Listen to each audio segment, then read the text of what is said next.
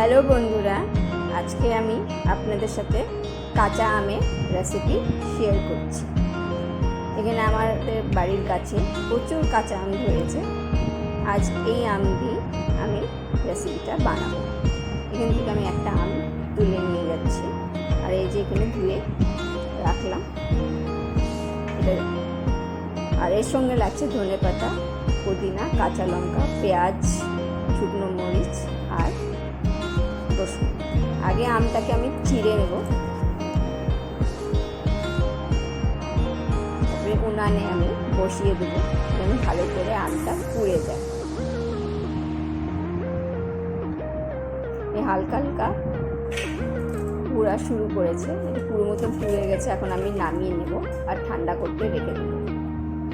এখানে ঠান্ডা হতে হতে আমি একটা তড়কা প্যানের মধ্যে সরষের তেল দিয়ে দিচ্ছি। এর মধ্যে রসুন ফোড়ন দিয়ে দিচ্ছি, আর সঙ্গে দেবো শুকনো লঙ্কা। এটা খুব গরম হয়েছে বলে আগুনটা লাগছে। এটা হয়ে গেলে আমি এটাও রেখে দেবো ঠান্ডা পর্যন্ত। এখন আমার আমটা ঠান্ডা হয়েছে, পুরোপুরি হয়নি, অল্প অল্প গরম আছে। এই অবস্থায় খোসাটা ছাড়িয়ে দিচ্ছি। ভিতরটা খুব করে সিদ্ধ হয়ে গেছে।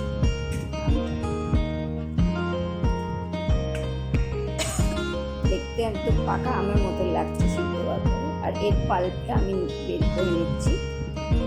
একটা চপিং হ্যান্ড চপারে আমি নিচ্ছি, পেঁয়াজও নিয়ে নিলাম, পাল্পটা নিয়েছি, কাঁচা লঙ্কা, পুদিনা পাতা, আর আমি ধনে পাতাটাকে একটু হাত দিয়ে চিড়ে নিচ্ছি, টুকরো টুকরো করে দিয়ে দিচ্ছি।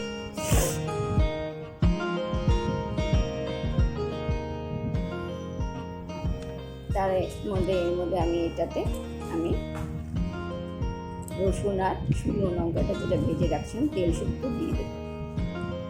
সঙ্গে দেবো নুন, চিনি স্বাদ মতন, আপনারা যেরকম খাবেন। তারপরে এই চপরটাকে বন্ধ করে আমি এটাকে চপ করে নেব। চপ হয়ে যাচ্ছে, রেডি হয়ে গেল আমার চাটনি। এই চাটনিটা আপনাদের কেমন লাগলো বলবেন। এটা আপনারা ভাতের সাথে, রুটির সাথে